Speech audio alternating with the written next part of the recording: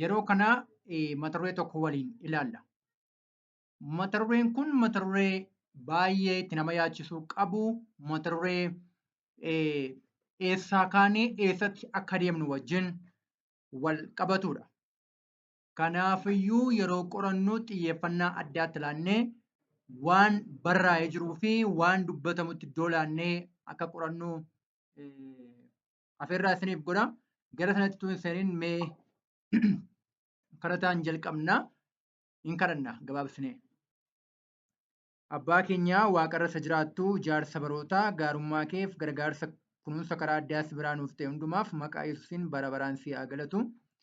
Yeroo kanas cubbuu fi yakka keenya irra darbaaf maqaa loga keenya hundumaa ati nuuf dhiisi nutti araarami. Wallaaluma keenyatti beekumsa kan kee ati dabaliiti karaa addaa dubbii kee ati nu barsiisi. Yeroo keenya afirratti ulfaadhu nu eeggeessi maqaa Yesuus ilma keef jedhi yaa abbaa. Ameen. Tole waaqayyoon gaarii goonee galateeffannaa. Akkuma mul'atu kan waliin ilaallu hundee amantii keenyaa isa jijjiirame mata duree jedhu waliin ilaalla. Maal jira? Hundee amantii keenyaa isa jijjiirame. Mata dureen kun akkuma jedhe mata duree murteessaa fi baay'eetti nu yaachisuu qabudha obboloota tokko. Maal hundeen amantii keenyaa inni jijjiirame? Kun kallattiidhumaan gara waldaa kiristaanaa guutummaa ilaallata. Kiristaanota guutummaa isaanii ilaallata. Garuu addumaan kan kiristaana guutummaallee dabalatee addumaan immoo akka kan waldaa Adventistii gosa torbaffaatti waan barraa'ee jiru wal bira qabnee kan ilaallu ta'a. Tole macaafa qulqulluu keessaa wangeelaa Maatiyoos boqonnaa 16 lakkoofsa 13 irratti gooftaan keenya Yesuus Kiristoos akkas jedhe. Yesuus gara naanna'aa mandara Qiisaariyaa Filiiphoos yommuu dhaqe namoonni ilma namaatiin eenyu jedhu jedhee bartoota isaa gaafateedha. Maal jedhaa? Namoonni ilma namaatiin maal jedhu eenyu jedhu jedhe. Eenyu jedhu. Lakkoofsa 14 irratti isaan deebisanii kaan inni Yohaannis Cuuphaadha jedhu. Kaan inni Eliyaas. Kaanis inni Ermiyaas yookiis raajota keessaa tokko jedhu jedhan. Amma Kiristoos eenyuun gaafate? Bartoota isaa gaafate. Namoonni ilma namaatiin eenyu jedhu jedhee bartoota isaa gaafate. Kanarratti maal jedhan isaan? Inni Yohaannis Cuuphaadha. Inni Eliyaasi. Inni raajota keessaa tokko. Inni Ermiyaasi jedhanii ilma namaa akkas jedhaniitu hubatu akkas jedhu jedhanii deebisaniif. Baay'ee gaariidha. Lakkoofsa 15 irratti immoo akkas jedha. Yesuus immoo isinoo eenyuudhaan jettu jedhee isaan gaafate. Gaaffii guddaan as sidha. Isin eenyuudhaan jettu jedhe. Bartoonni eenyu jedhu Kiristoosiin? Nuyi ammoo har'a eenyu jenna Kiristoosiin? Nuyi har'a eenyu jenna? Bartoonni eenyu jedhanii nuyi eenyu jenna? Baay'ee gaarii. 16 irratti akkeedha. Simoon Phexros deebisee ati masiicha ilma waaqayyo jiraataati jedhee jedha. Ati masiicha ilma waaqayyo jiraataati jedhe. Meetti fufnee dubbifna. Lakkoofsa 17 irratti akkeedha. Kanarratti Yesuus deebisee yaa Simoon ilma Yoonaa ati kana yaanomteedha. Kan abbaa koo isa waaqarra jirutu sitti mul'ise malee yaani nama foonii maal hin goone? Sitti hin mul'ifne jedhe. Sitti hin mul'ifne jedhe. Yaanni fooniif dhiigni sitti hin mul'ifne jedhe. Eenyu malee? Abbaa koo isa waaqarra jiru malee. Abbaa koo isa waaqarra jirutu sitti mul'isee jedhe. Akkas jechuun deebiin Phexros dhibba sirriidha jechaadha. Sirriidha jechuudha. Kanaaf Kiristoos ilma waaqayyo jiraataati. Har'a namoonni Kiristoos eenyutti amantaa jiran yookiin immoo Kiristoos ilma waaqayyooti eeyyee jedhu. Garuu fakkeessuudhumaaf jedhu malee dhuguma ilma waaqayyo jiraataati yommuu jettan garuu lakki jedhu. Qabatamaatti dhugaatti ilma waaqa jiraataa miti jedhu. Yeroo baay'ee waan nama dhibu eenyutu Kiristoos ilma waaqa jiraataa ta'uu isaa mormeeru namoonni baay'een jabaatanii. Eenyutu mormeeru? Hin beekan akka mormaa jiran iyyuu hin beekan. Ittaan dhufa hunda isaa ni ilaalla. Lakkoofsa 18 irratti anis sittan himaa akkuma Phexros jechuun dhagaa jechuu ta'e ati dhagaadha Anis dhagaa hin sochoone kanarratti waldaa koo nan ijaara. Gooftummaan du'aas maal hin godhadha? Matumaa waldicha irratti humna hin godhatu hin mo'us jedhe.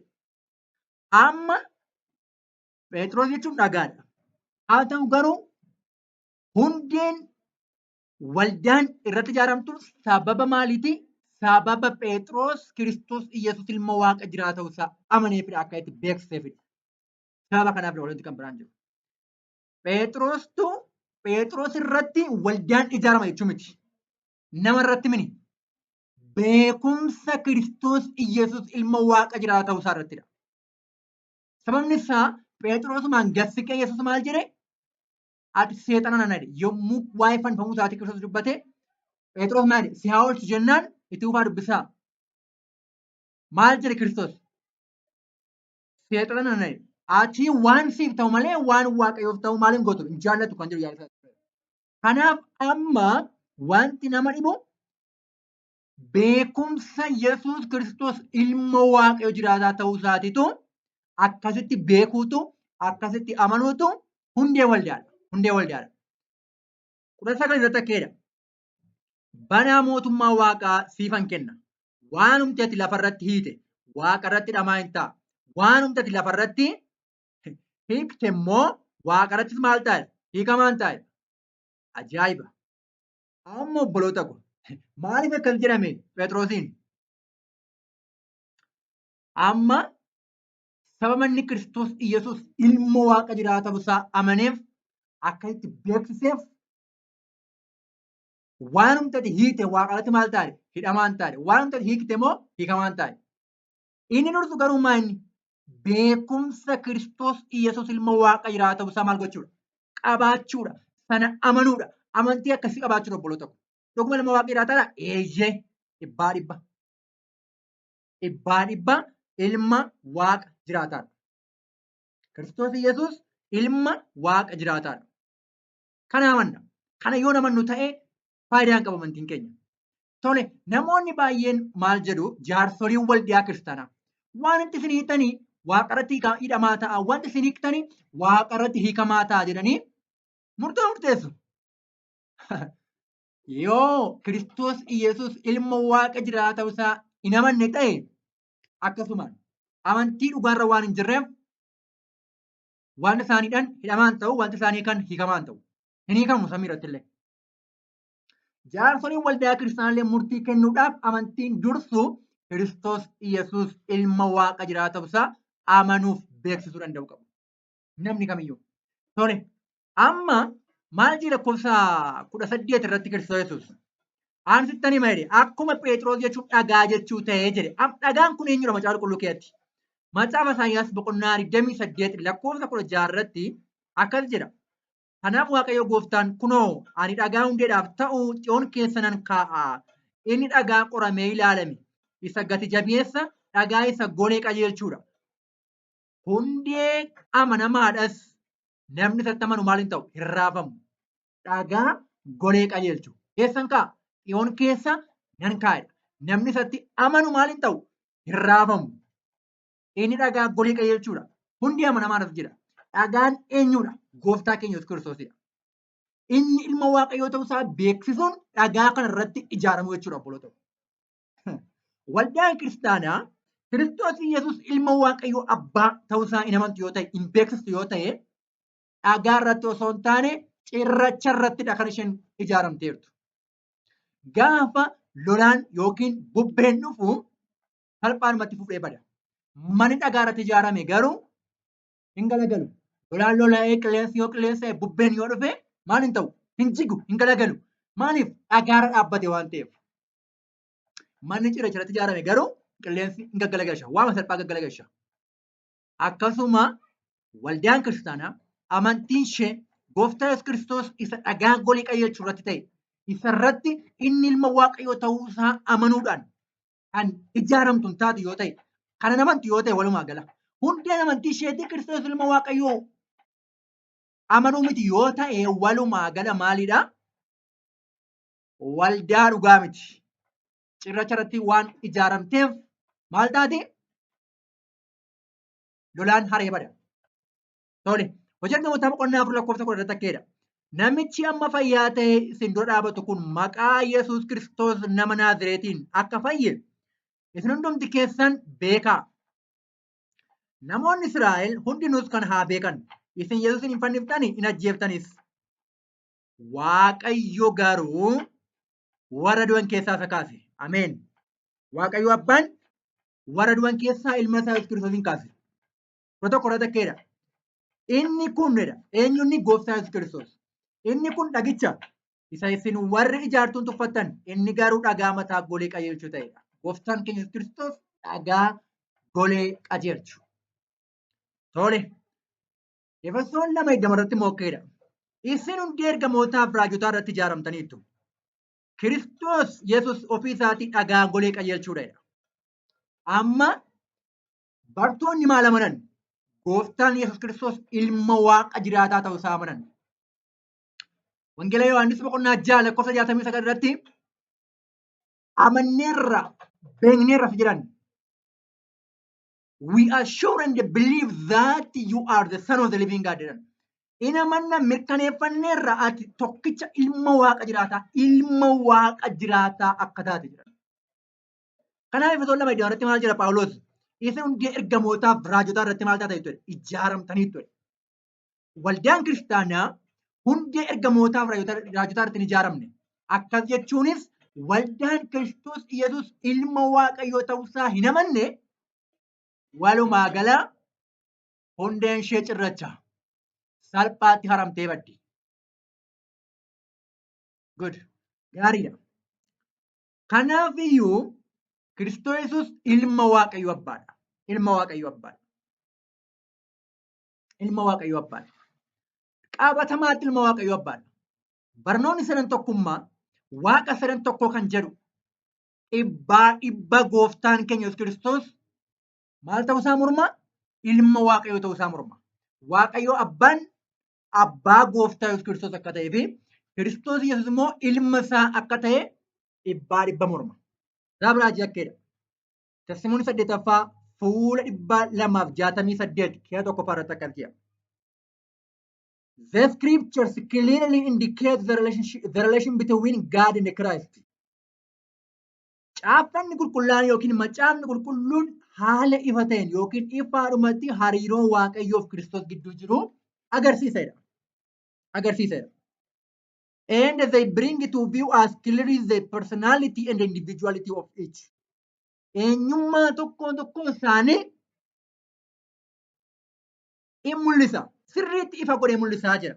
Ibroota boqonnaa 1 lakkoofsa 1 hanga 5 irra ekeera.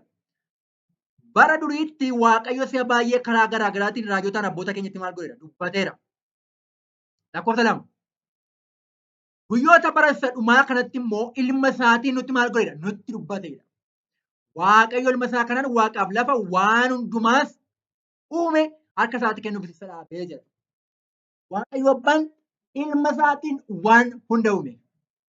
Macaafni qulqulluun hariiroo Waaqayyoo fi Kiristoos gidduu jiru ifa godhee kaa'a. Akka namoonni of jaamsan miti, wal jaamsan miti. Maa jedhu? Iccita jedhu. Sadan tokkummaan jedhu itti dhufa boodarra waan ta'eef rakkina hin qabu. Sadan tokkummaan dhoksaadha jedhu. Macaafni qulqulluu keessatti yoo hin barroofne ta'ellee maal miti jedhu jira waan hin jirre miti jedhu. Garuu Waaqayyo bara dhumaa kanatti ilma isaatiin nutti dubbate. Ilma isaa kanaan samiif lafa uume. Lakkoofsa 3. Ifni ulfina Waaqayyoo isarraa hin calaqqisa. Waaqayyo akkuma jirutti isaanii mul'ata. Eenyu? Abbaan akkuma jirutti ilma isaatiin mul'ata. Dubbii isaa isa humna qabeessaanis waan uumame hundumaa hin baata. Inni cubbuutti qulleeffamuu erga argachiisee booddee ol gubbaa mirga sirroo qabeessaa dhaqee taa'e. Gooftaan keenya Kiristoos. Kanaanis maqaan Waaqayyo isaaf kenne maqaa ergamootarra caalaa beekamaa akkuma ta'e innis ergamootarra caale. Lakkoofsa 5. Waaqayyo ergamoota isaa keessaa eenyuun ati ilma kootii anarran si dhalche yookiis eenyuun ani isaaf abbaan ta'a innis ilma anaaf hin ta'a jedhee beekaa jedha. Waaqayyo abbaa gooftaa Yesuus Kiristoosidha. Kiristoos ilma abbaadha. Kun hundee amantii waldaa kiristaanaa. Waldaan kiristaanaa kan irratti hundoofte malee sadan tokkummaa miti. Waaqa sadan tokko miti. Waa'ee waaqummaa irrattis waan mata duree kanaan ala barsiifamuun ala irratti hin hundoofne. Kan ishee irratti hundoofte Kiristoos Iyyasuus ilma abbaa ilma waaqayyoo akka ta'e. Akka irratti dhufee Testimoni 8ffaa fuula 268 keessa 3ffaa irratti. God is the Father of Christ. Christ is the Son of God. To Christ has been given an exalted position. He has been made equal with the Father. All the counsels of God are opened to his Son. Amen.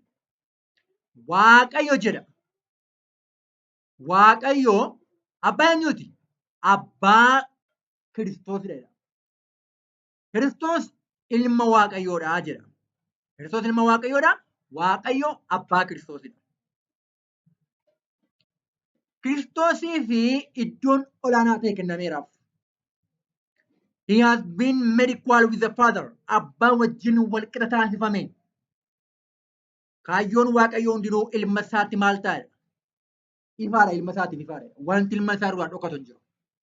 Kanaaf waaqayyo abbaa gooftaa Yesuus Kiristoosidha. Kiristoos ilma waaqayyoodha. Malee waaqa abbaa, waaqa ilmaa, waaqa afur qulqulluu sada waaqa tokko hin jiru. Tole. Kiristoos Iyyasuus akkas jedhe Wangeela Yohaannis boqonnaa 10:36 irratti. Yoos immoo ana isa abbaan qulqulleessee gara biyya lafaatti erginaan ani ilma waaqayyooti jedhe kanaan attamitti waaqayyoon arrabsa jedhe ture. Maal jedhe? Maal jedhe? An ilma waaqayyooti jedhe. An ilma waaqayyooti jedhe gooftaan keenya Yesuus Kiristoos. Dhuguma Kiristoos Iyyasuus ilma waaqayyoodha. Ilma waaqayyooti. Akka itti ragaa of ragaa beekchaadha waa isaa. Iddoon koo torbarratti Yesuus immoo hin qabin ani ammayyuu gara abbaatti ol hin baane gara obboloota koo dhaqi ani gara abbaa kootiif abbaa keessaniitti gara waaqayyo kootii fi waaqayyo keessaniitti maalan godha? Ol nan ba'a jedhe isaanitti anaaf himi jedhee shabboome. Dubbii guddaan asirra jiru gara abbaa kootiif abbaa keessanii gara waaqayyo kootiif waaqayyo keessaniittidha. Waaqayyo abbaan abbaa gooftaa Yesuus Kiristoosidha. Waaqa gooftaa Yesuus Kiristoosidha. Kana amannee fudhachuu danda'u qabna. Kana amannee fudhachuu danda'u qabna. Wangeela Yohaannis boqonnaa 9:7 irratti akkas jedha. Warri Yihuudootaa deebisanii nuyi seera tokko qabna inni immoo ilma waaqayyoof godheera. Kanaaf akka seera keenyaa kanatti maal ta'utu irra jiran du'uutu irra jira jiran. Sababni guddaan gooftaan keenya Yesuus Kiristoos du'eef maaliifidha? Fannifame maaliif obboloota kun? Ilma waaqayyoo of godheedhan. Ilma waaqayyoo ta'uusaa morman amanuu didan. Kanaaf fannisan. Har'as warri Yesuus Kiristoos ilma waaqayyoo miti jedhani maalidha? Isa fannisaa jiru indirectly alkallattiidhaan isa fannisaa jiru. Isa fannisaa jiru. Waaqayyo nu haa gargaaru. Ani ilma waaqayyoo miti hin jenne hin danda'amu. Ilma waaqayyoo abbaadha.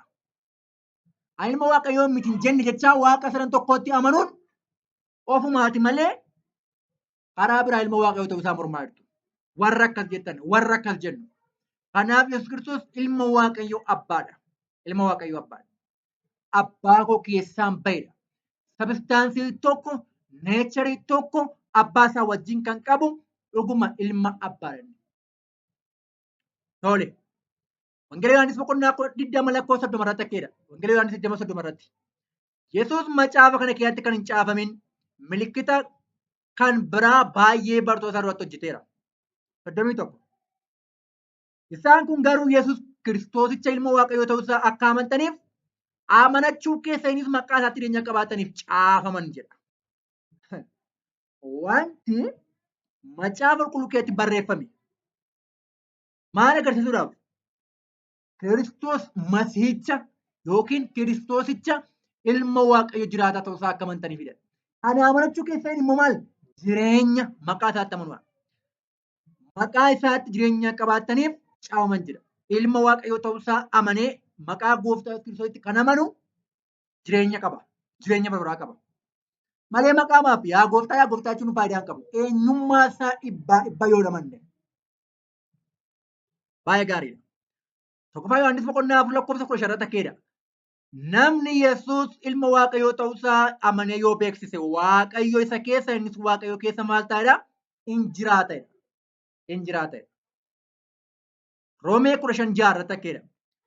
Yaada tokkos qabaattanii sagalee tokkichaan Waaqayyoon abbaa gooftaa keenyaa Yesuus Kiristoos akka galateeffattaniif isin haa gargaarudha.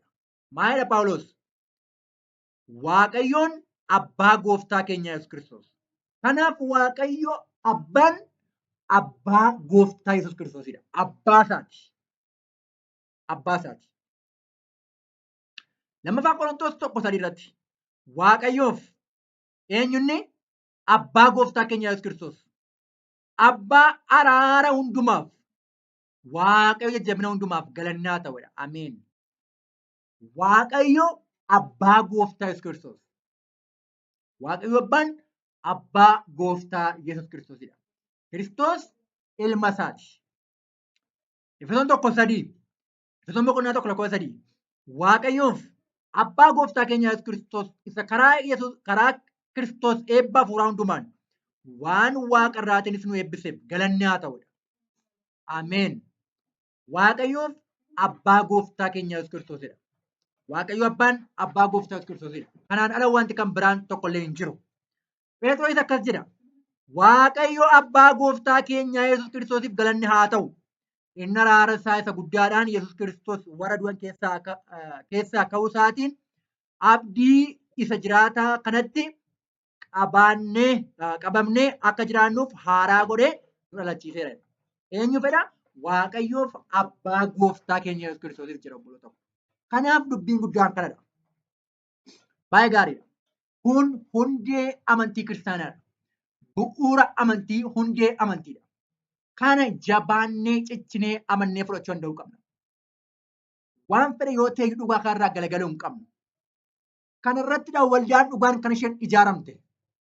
Waldaan beekuma kanarra hin jirre amantii kanarra hin jirre waldaa cirracharratti hundee ishee godhatteedha. Tokkoffaa Qorontoos 8:6 akkas jedha. Nuuf garuu Waaqayyo tokkichatu jira. Very good. Yeroo baay'ee namoonni maal jedhu Waaqayyo tokkichi jedhu. Waaqayyo tokkichi eenyudha jedhu? Waaqa abbaa, Waaqa ilmaa, Waaqa hafuura qulqulluu, sada Waaqa tokkodha jedhu. Tokkummaa isaaniitu jedhu. Garuu Macaafni qulqulluun maal jedha? Nuuf garuu Waaqayyo tokkichi jira. Eenyunni? Innis abbaadha. Bakka dhumeera. Kanaan wanti biraan jiru. Macaafni qulqulluun wanta inni jedhu fudhachuu qabna. Eenyu Waaqayyo tokkichi abbaadha. Innis abbaadha. Isa waan hundumaa uume, isa nuyi maqaa isaatiif jiraannus. Isa karaa ilma isaa Yesuus Kiristoosiin waan hundumaa uume. Wangeela Yohaannis 7:3 irratti maal jedhe Kiristoos Yesuus? Si Waaqayyo isa tokkicha isa dhugaa jedhe. Yesuus Kiristoos isatti ergites beekuun isaanii jireenya bara baraati. Kanaaf Waaqayyoon tokkichi inni dhugaan akka Kiristoos jedhetti Waaqayyo abbaadha. Akka Phaawulos jedhaanuttis eenyudha? Waaqayyo abbaadha. Tole Waaqni tokkichi Waaqayyo abbaadha. Akkasumas jedha gooftaa tokkichatu jira. Innis Yesuus Kiristoos isa wanti hundumtuu ittiin uumame sana ittiin jiraannu. Kanuma. Waaqa tokkicha Waaqayyo abbaa, abbaa bara baraa. Gooftaa tokkicha ilma abbaadha. Difinishiniin kan biraan barbaachisu, fooyyessuun kan biraan barbaachisu, itti dabaluu hin barbaachisu, hir'isuun hin barbaachisu obboloota. Kun hundee amantii waldaa kiristaanaadha. Waldaan Adventistii Torbaffaa yommuu jalqabde yommuu kaate bu'uurri waldaattii kana ture. Waaqa tokkicha abbaa, gooftaa tokkicha Yesuus Kiristoos. Waaqayyo abbaa fi ilma isaadha malee sanan tokkummaa miti. Hundeen amantii isaanii bu'uurri amantiidha. Akkaataa isaa itti amanaa turanitti Waaqa tokkicha abbaa, gooftaa tokkicha ilma abbaa bara bara. Kunoo bu'uura amantii isaanii irra jira. Maal jedha? That there is one God, a personal spiritual being, the creator of all things, omnipotent, omniscient and eternal. Waaqa tokkicha jira. Qaama kan qabu personal spiritual being. Qaama dhaabbataa of danda'a qabuu fi hafuuraa. Uumaan waan hundumaa kan danda'u, hundumaa kan beeku, kan bara baraa kan ta'e. Infinite in wisdom. Infinite in wisdom. Ogummaadhaan kan bara baraa kan ta'e. Holiness. Qulqullummaadhaan. Goodness. Gaarummaadhaan. Truth and mercy. Dhugaa fi araaraan haqaan illee kan bara baraa kan ta'e. Unchangeable. Kan hin jijjiiramne. Waaqayyo abbaan hin jijjiiramu. Nama ajaa'iba. And everywhere presented by his representative, the Holy Spirit. Everywhere presented by his representative, the Holy Spirit. Bakka bu'aa isaa hafuura qulqulluudhaan maal kan ta'u iddoo hundaatti kan argamu. Kana. By his representative, the Holy Spirit. Hafuura isaatiin iddoo hundaatti argama malee waaqa hafuura qulqulluu jedhamu kan biraatu jira jechuu miti. Kana amanan waaqni tokkichi waaqayyo abbaadha. Akkasumas lammaffaa dhiqee isaan amanan. That there is one Lord Jesus Christ, the Son of the Eternal Father. Gooftaa tokkicha jira Yesus Kristos ilma abbaa bara baraa. The one by whom he created all things. Isa tokkicha inni itti waan hundumaa uume, abbaan waan hunda uume. And by whom they do cause kan isaan ittiin jiraatan jedhee itti huba. Kanaan ala waan isaan amanan hin jiru. Kanaan ala waan kan biraa hin amanne isaan. Kanaan ala waan kan biraa hin amanne. Obboloota koo dhimmi kun dhimma murteessaadha. Dhimma murteessaadha. Itti yaadnu. Kanaaf namoonni hundee amantii kana jijjiiruu barbaadan maal miti? Maal miti? Warra dhagaa irratti ijaarratan miti. Amantiin isaanii dhagaa irra hin jiru. Tole baay'ee gaariidha. Akka kitaaba biraatiin. Those who seek to remove the old landmarks are not holding fast. Warroonni utubaawwan yookiin hundeewwan durii dhabamsiisuu barbaadan jedha. Jabaatanii dhaabachaa hin jiran jedha. Hundee isa kam hundee isa jalqaba kaa'ame. They are not remembering how they have received and heard. Akkamitti akka fudhatanii fi akkamitti akka dhaga'an maaliin godhan jedha. Yaadachaa hin jiran jedha. Those who try to bring in theories that would remove the pillars of our faith concerning the sanctuary or concerning the personality of God or of Christ are working as blind men. Ajaiba. Maal jedha? Warroonni yaada utubaawwan amantii keenyaa mana qulqullummaa wajjin wal qabate yookiin immoo eenyummaa Waaqayyoo fi eenyummaa Kiristoosii wajjin kan wal qabate bu'uura amantii keenyaa warroonni dhabamsiisuu yaada dhabamsiisuu jedhu yaada dhabamsiisuu fidanii dhufan jedha. Isaan akka namoota jaamaa ta'anitti hojjetaa jirudha. Warroonni hundee amantii keenyaa waa'ee mana qulqullummaas akkuma kana immoo waa'ee eenyummaa Waaqayyoo fi eenyummaa Kiristoosii iddoo dhabamsiisuu fidanii gashanii akka namoota jaamaatti hojjetaa jirudha. Nama dhiba. Okay. Waa'ee mana qulqullummaa yoo ilaalle obboloota koo. Mana qulqullummaa keessatti waaqa tokkicha fi gooftaa tokkicha Yesuus Kiristoos qaamaan agarra. Malee qaama isaa hin agarru. Araarsaan tokkicha maal jedha Ximotewos irraa boqonnaa 2:5 irratti. Waaqayyo tokkichadha. Waaqaaf nama gidduu dhaabatee kan jirus meeqadha? Tokkichadha. Waan mediator. Gidduu deemaa tokkicha, araarsaa tokkicha. Har'a garuu waldaan kiristaanaa itti amantii waldaa Adventistii Oromoo dabalatee. Kiristoos nuuf kadhata. Waaqni hafuura qulqulluu nuuf kadhata. Araarsaa lama godhan. So tajaajila qulqullummaa iddoo dhaabateera. Akkuma kana eenyummaa Waaqayyoo fi eenyummaa Kiristoos iddoo dhaaballeessaniiru. Maalidhanii Waaqayyo abbaan Waaqni hafuura qulqulluu akkuma kana Waaqni ilmaa qaamaan garaagara sadiidha. Waaqa kan jedhamu tokkummaa sadeen isaaniitti jiranii. Akkas jechuun warra bara baraan waliin jiraatan keessa abbaan qabatamaanii fi ilmi qabatamaan hin jiru jechuudha. Kanaaf eenyummaa waaqa isa dhugaa maal godhe obboloota koo iddoodhaa balleessaniiru jechaadha. They are seeking to bring in uncertainties and to set people of God adrift without anchor jedha. Kanaaf amma namoonni sabni isaanii sabni waaqayyoo akka isaan maal hin taane akka isaan hundee dhugaa irratti hin dhaabbanne godhan jechaadha obboloota koo. Kun dhimma murteessaadha. Waldaa Adventistii Oromoo yeroo jalqaba hundooftee yommuu jalqaba bu'uurooftee sadan tokkummaatti namattu akkuma amma laalle. Ani isheetti amantu waaqa tokkicha abbaa Gooftaa tokkicha ilma abbaa bara baraattiidha. Garuu waldaan Adventistii yeroo Arbaffaa kan ishee itti amanaa jirtu waan kan biraadha. Kan ishee itti amanaa jirtu mi'a ilaallu. Kan ishee itti amanaa jirtu akkas jedha what Adventists believe about the Trinity kan jedhu irratti akka jedha. Websaayitii Adventistii yeroo Arbaffaadha kun. Achirratti akkas jedha. Achirratti akkas jedha. Mee in ilaalla. Seventh-day Adventist Christians believe there is one God. One tokkichi akka jiru amanu and that this one God is three co-eternal persons who work together in unity. Waaqni tokkichi kun qaama bara baraan waliin jiraatan kan tokkummaadhaan waliin hojjetanitti amanti jedhu warra waldaan Adventistiidha. The Father, the Son, and the Holy Spirit have always been and always will be. Bara baraan waliin turan yeroo hundumaa bara baraan yeroo hundumaa walii wajjin maal ta'u jiraatu jettee amanti waldaan Adventistii Arbaffaarra. Kun hundee dhugaa irraa kan maal ta'edha kan kaatedha. Walumaa gala dooktirinii seexanni waldaa keessa fidee galchara obboloota tokko waan hubachuu qabnu. Akkas jedha. Kanaaf waldaa Adventistii irra maal amanaa jirti? Sadan tokkummaatti amanaa jirti malee waaqa tokkicha Macaafni Qulqulluun jedhutti amanaa jirtu. Bu'uurri amantii yookiin hundeen amantii dhugaa inni jijjiirame kanadha. Hundeen amantii Adventistii inni jijjiirame isa kanadha malee waan kan biraa miti. Waaqa dhugaa irraa kaatteetti. Waaqa dhugaa itti amanaa hin jirtu. Waaqa Macaafa Qulqulluu irra hin jirre waaqa kan biraatti amanaa jirti. Waaqa keessummaa ta'etti amanaa jirti. Kanaaf obboloota koo baay'ee jabaannee mata duree kana qorachuu danda'uu qabna. Waan Macaafni Qulqulluun jedhu amanuu danda'uu qabna. Akkas jedha. Akkas jedhanii amanu. Lakkoofsa lammaffaa irratti maal jedhanii amanu waldaa Adventistii Arbaffaa?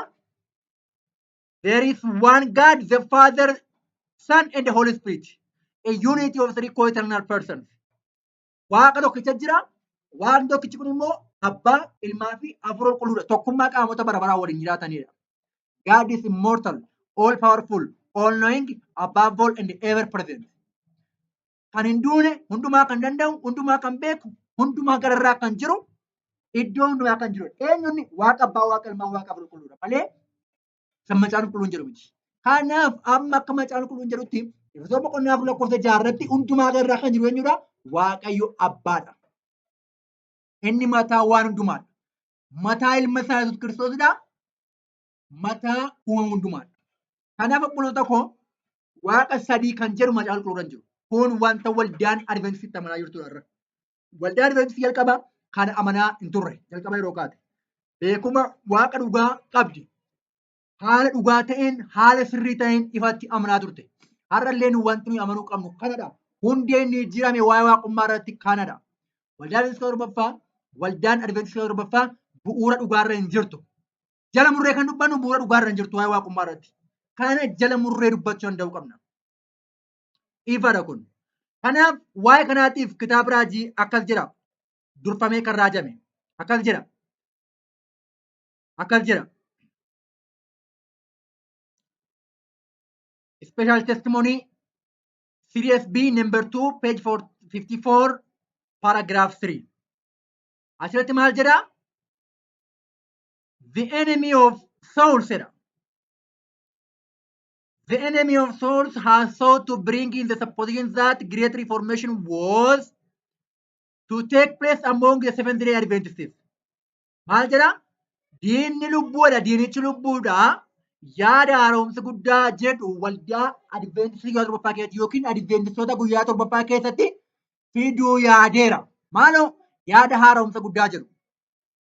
And that this reformation would consist in giving up the doctrines which stand as the pillars of our faith. Haaromsi kun immoo maal of keessatti qabatedha? Barnootawwan utubaalee amantii keenyaa ta'an maal gochuu? Gatuu of keessatti qabatedha. And engaging in a process of reorganization.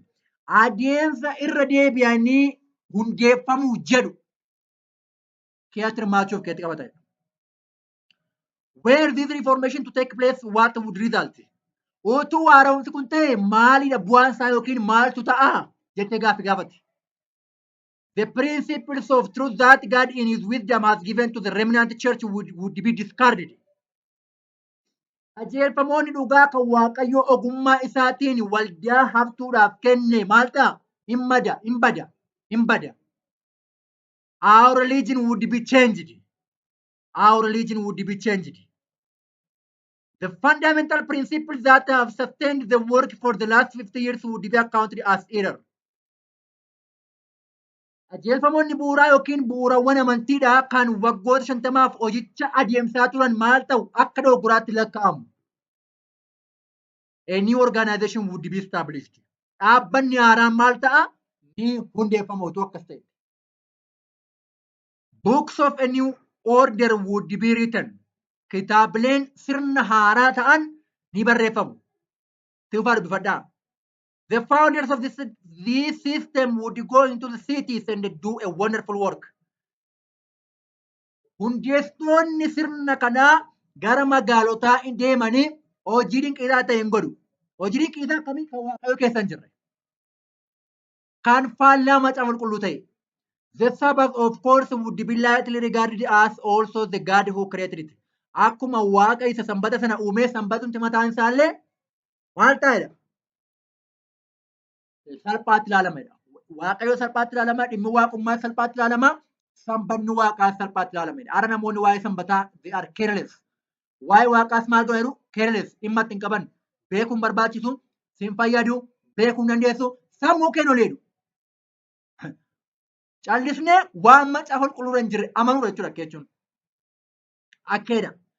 Nothing would be allowed to stand in the way of the new movement. Sochii haaraa karaa sochii haaraarra geessu, karaa sochii haaraatti geessu irra dhaabbachuudhaaf wanti eeyyamu tokko illee hin jiru. The leaders would teach that virtue is better than vice. Gaarummaan hammina caalaa gaarii akka ta'e geggeessitoonni ni barsiisu. But God being removed. Garuu Waaqayyo wanta keessa hin jirreef they would place their dependence on human power, which without God is worthless. Waaqaan alatti faayidaa kan hin qabne, gatii kan hin qabne maal godhu? Humna namaarra maal godhudha?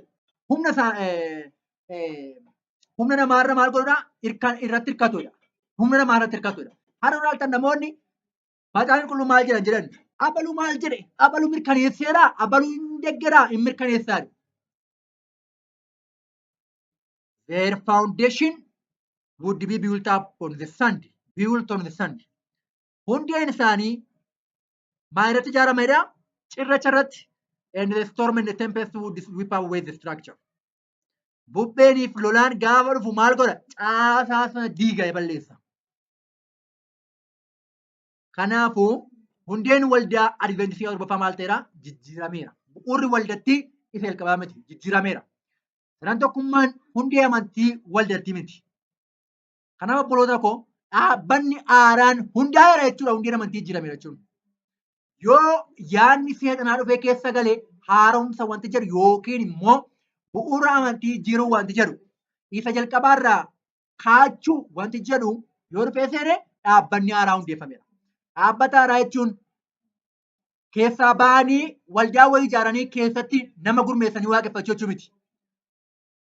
Dhaabbata haaraa jechuun dhaaba Waaqayyo kaa'e, kan Waaqayyo hundeesse, kan Waaqayyo karaa ergamootaaf raajotaa bu'uuresse hundee sanarraa kaachuu jechuudha. Hundee sanarraa maquu jechuudha.